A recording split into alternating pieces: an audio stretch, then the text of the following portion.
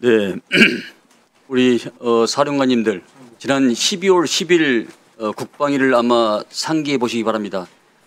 그 이후에 사령관님들이 했던 말씀들이 상당히 상반된 내용들이 많았습니다.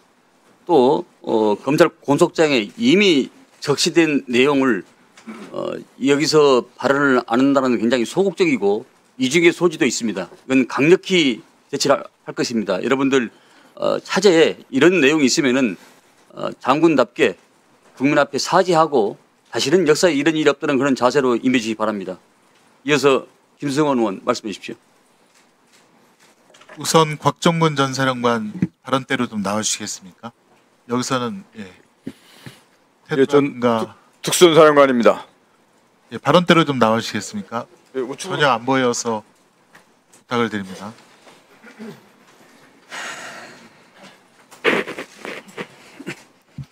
전 특수전 사령관입니다. 우선 PPT 자료화면 좀 봐주시죠.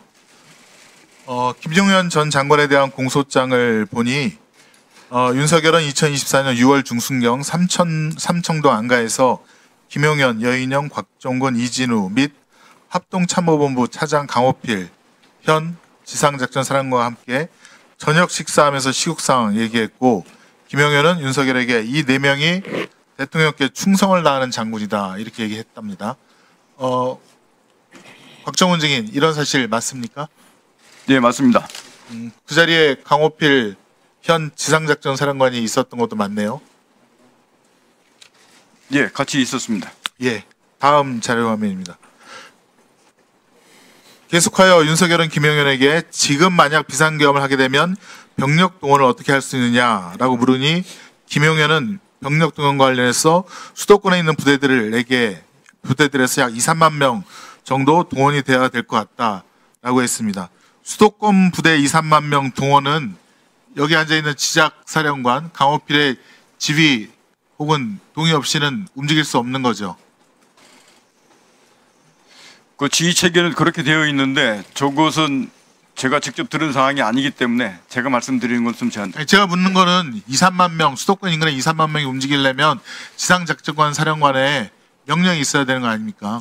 지작사 예하 부대를 움직이는 것은 당연히 지작사령관의 그 권한인 부분. 당연한 거 아닙니까? 뭐 군대 갔다 온 사람은 다 아는 건데요. 예. 다음 자료 화면이요. 김용현 2024년 12월 4일 새벽 2시에 이 불법 계엄이 실패하고 난 후에 이런 말을 합니다. 여러 가지 어려운 여건에서 임무를 완수해준 수방사, 방첩사, 특전사 콕 찍어서 지작사 이렇게 얘기합니다. 여러분들께 고맙게 생각합니다. 수고했습니다. 라고 얘기합니다. 이런 사실 있습니까? 맞으면 김용현 장관이 저렇게 발언한 사실을 기억하고 있습니다. 강호필 증인에게 묻겠습니다. 지금은 특전사, 정보사 이런 부대 이동만 나왔는데 사실은 지작사도 내란 임무 중에 큰 축을 담당했다라고 저희는 생각할 수밖에 없습니다. 어떻습니까? 어떤 지시를 받았습니까? 우선 제가 분명히 말씀드립니다. 공개된 자리이기 때문에 제 육군대장 계급과 제 지상작전사령관 직책을 걸고 분명히 말씀드립니다. 저는 12.3 비상계엄과 관련한 내용에 대해서 전혀 알지 못했고 저희 지상작전사령부가 병력 출동이든 어떤 임무든 임무를 받거나 알겠습니다. 분명히 없습니다. 다시 한번 그러면 경고합니다. 위증의 벌을 경고합니다. 징역 1년 이상 10년 이하 위증죄로 처벌받을 수 있습니다. 네, 알고 있습니다. 이런 공소장 나온 사실 관련해서 특수본이라든가 수사받은 적 있습니까? 수사받은 적 없습니다. 없습니까? 나중에 기회를 주신다면 지금 제기하신 내용에 대해서 제가 나중에 일단 계속 질의하겠습니다. 자료화면 보시죠. 이게 조현천 박근혜 전 대통령 때 계엄 문건을 작성했던 사령관의 문건인데 여기 보면 수도권 인근 부대들의 서울 진입이 상세하게 되어 있습니다. 다음 자료화면이요. 서울 시내 곳곳에 이렇게 34단을 비롯해서 기계와 여단 등등이 진입하여 점령하라는 그런 계획들이 상세하게 되어 있습니다. 조현천 씨가 해외로 도피하다가 2023년 3월 29일 갑자기 귀국해서 체포 구속됩니다.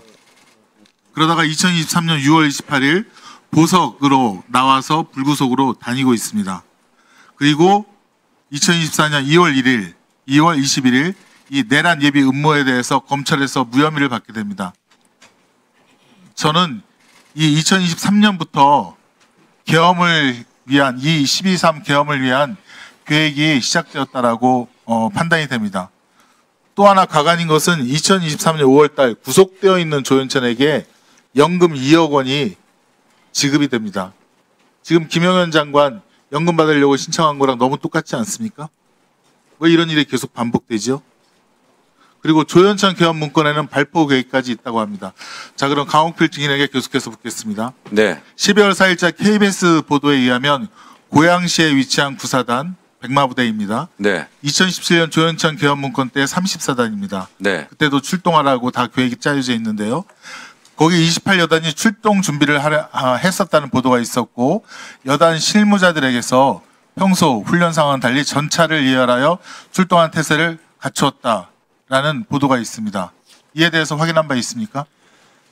사실 확인을 했는데 사실이 아닌 것으로 저는 보고를 받았습니다. 묻겠습니다. 그리고 참고적으로 구사단은 강호필 증인이 보병사단이고 구사단에게 출동 준비하라고 지시한 적 있습니까? 저는 저희 예하 부대에 어떤 준비를 하라거나 명령을 내린 적이 단 한 번도 없습니다. 다음 자료화면 보시죠.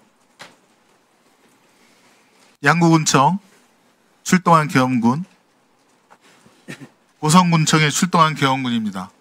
양구는 21사고 고성은 22사입니다. 이 두 곳에 계엄군이 7명이 출동하고 또 고성군 같은 경우는 2명이 출동합니다. 이것은 어떻게 이루어진 일입니까? 그 내용도 마찬가지입니다. 일단은 결론은 지작사에서 지시한 것은 없습니다. 아까 작전본부장이 그럼 본인이 지시하지 않았으면 이런 이동이 어떻게 일어납니까? 그러니까 경계태세 2급이 발령이 되고 나서 군경 합동 상황실 구성 준비와 관련해서 사단에서 자체적으로 그럴 줄 알았습니다. 자, 확인한 것입니다. 지금 군경 합동 상황실은 통합방위법 시행령 16조에 따라서 통합방위 사태가 선포된 때 구성하도록 되어 있습니다. 이 전국 경계태세 진돗개 둘 발령에 의해서는 되지 않는다고 그렇게 규정이 되어 있습니다. 양구 고성 한번 볼까요? 자료 한번 보시죠. 저도 3군단 현리에서 근무를 했습니다. 네.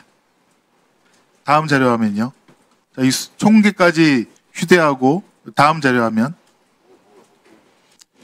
이 사실 21사, 22사가 사실은 월북, 월남의 주된 이동 경로입니다. 다 알죠. 옛날에 정동진 잠수선 침투했을 때 다 이 경로로 해서 다 월북한 거 아닙니까? 네. 왜 이런 22사가 왜 그 군성에 들어가서 CCTV를 장악하려고 했는지.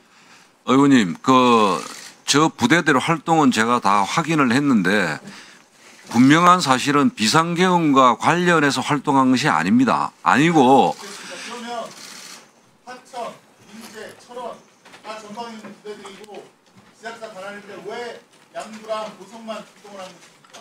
그 부대들이 양구는 왜 출동을 안 했어요? 그러니까 그 사단장이 판단을 경계태세에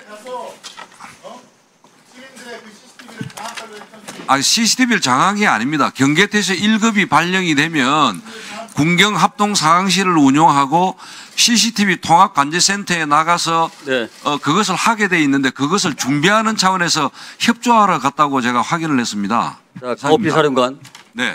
조금 전에 모두에 좀 뭐 추가로 하실 말씀 있을 것 같은데 있습니까? 표정이 뭐 있는 것 같은데 있어요? 네. 말씀하십시오.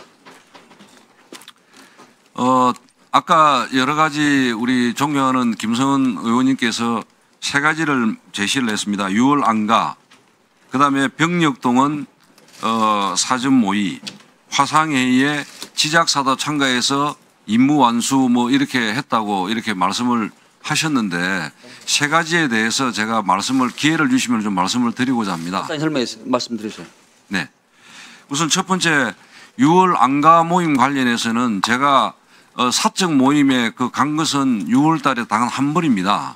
한 번이고 그때 방첩사령관으로부터 연락이 와서 대통령 주관 격려 식사 자리가 있는데 참석을 해달라 이렇게 대통령께서 요청을 했다. 이래서 제가 그 안가를 간 거고 식사 자리에서 대통령께서 이번에 대장 진급했던 것을 축하하고 그다음에 종교 때문에 진급을 시킨 것은 아니지만 이번에 모처럼 불자 출신이 대장이 진급이 되고 하면서 불교계도 상당히 좋아했다.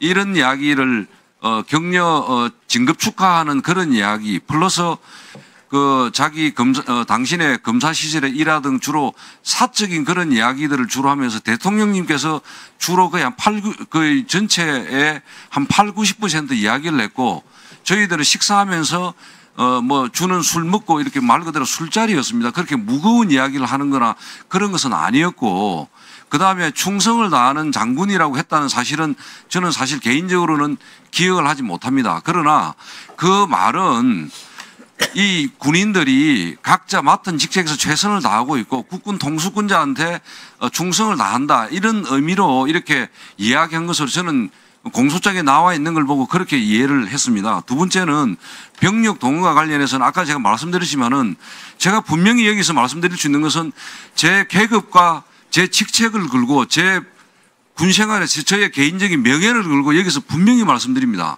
12.3 비상계엄과 관련해서 전혀 저는 알지를 못했고 저희 지작사에게 임무를 주었거나 병력 출동 임무를 주었거나 어떤 임무든 역할을 하라고 저는 지시받은 사실이 없습니다.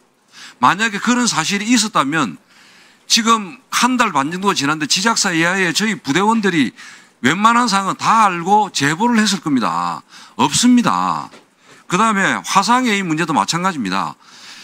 최초의 12월 3일 날 첫 화상회의 때는 저는 사실 공간에 그 당시에 있었고 보고를 받고 그때 공간에서 보고를 받고 부대로 들어올 준비를 하고 있었고 저희 지작사는 참석도 안 했습니다. 거기 합참에서 보고한 것처럼 기계획대에 있는 대로 이 부대들을 어떻게 하라고 첫 화상회의도 지시를 했습니다. 그다음에 저희는 들어와서 전방에 접촉 지역의 대비태세 유지하고 북한군 동향 파악하고 제대별로 위기 조치 체계 가동 이런 것들을 확인한다고 정신이 없었습니다. 네. 그러다가 마지막에 네. 갑자기 합참에서 통제해가지고 자. 화상회의 참석하라 했는데 사실은 VTC만 연결해놓고 1시간 동안 대기를 하고 있었습니다. 네, 이제 그만하시고요. 사령관께서 지구작전 사령관을 하지는 안 했습니까? 했잖아요. 말씀을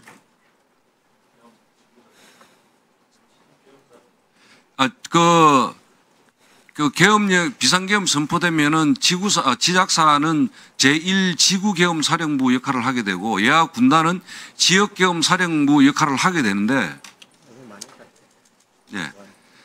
그 비상계엄 관련해 가지고는 계엄 상황실을 구성하다가 끝났습니다. 거의 시간이 2시간밖에 안 됐고 저희 네, 지작사도 자, 그렇고 잘 알겠습니다. 자, 군단도 다시- 그렇고 상황실 알겠습니다. 구성요원들이 박 4명에서 사령관- 8명밖에 안 됩니다. 알겠습니다. 곽 사령관 들어가십시오.